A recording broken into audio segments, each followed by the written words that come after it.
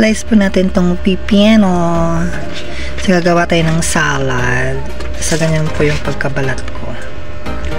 Sinislice ko siya ng 4 kasi mamaya meron tayong ihahalo dyan na mas mayami ang gawa natin pipino. So, gawa tayong pipinong salad. So, dapat meron tomato kaso nga lang wala. Hindi ako gumamit ng tomato ngayon. So, all lang siya. Lahat pipino lang ang gagawin natin today. So, next time na tayo gagawa ng salad na talagang maraming halo. Ayan. So, try natin ito mamaya. Slice muna natin siya. Ayan. So, sobrang yummy po ito guys after niyan. So, today, slice muna natin siya. So, ito na guys. Hinaan mo ma. Ayan na guys, yung gawa natin. So, natapos na po natin siya i-slice. So, ayan. So, niluan ko na muna siya ng sibuyas. Ayan. Onion natin. So, mahilig po ako ng onion na pula kasi mas malasa po siya. Ayan. And then, next po natin mamaya ay yung mga ihahalo natin. Ayan. So excited. Ayan. So, gagawa tayo ng pipinong salad. Ayan.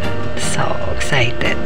And then next guys, ito si Best Food Mayo Magic.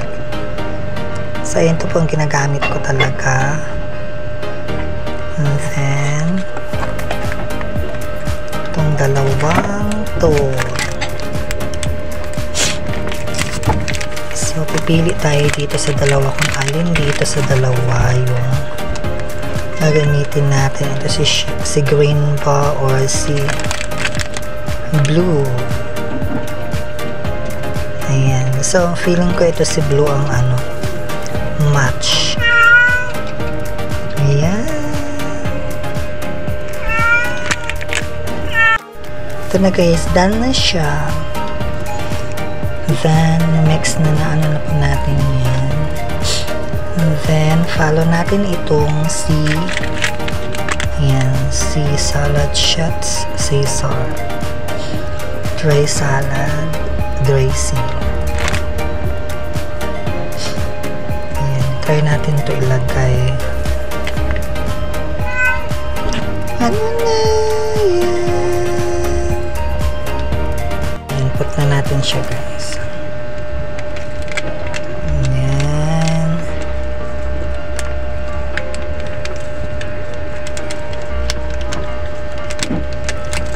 Then syempre lalagyan natin to ng pamintang durog mamaya. And then lagyan pampalasa konti.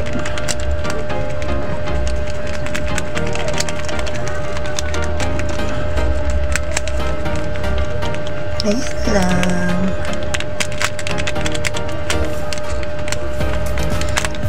Then until maubos to, mix together.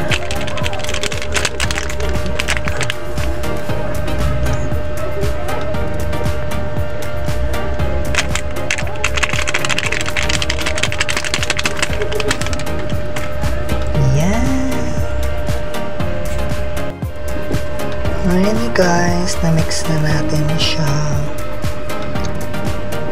Ito lang yung ginamit natin and here si mayo. Ayan, super yummy. Try nyo.